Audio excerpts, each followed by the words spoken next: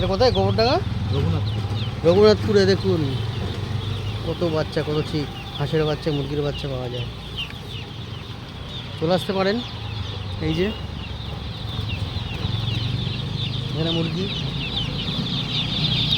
মুরগি মুরগির বাচ্চা। আওয়াজ শুনুন, সুন্দর দেখতে, কি কিউট এদের, দারুণ দারুণ। এই যে রয়েছে, এই যে একটু বড় সাইজ, এগুলো বোধহয় কয়লার। এখানে কিছু হাঁস রয়েছে।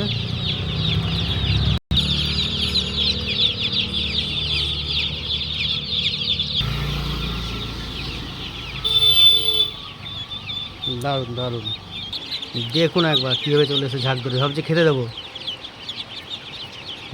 দেবো,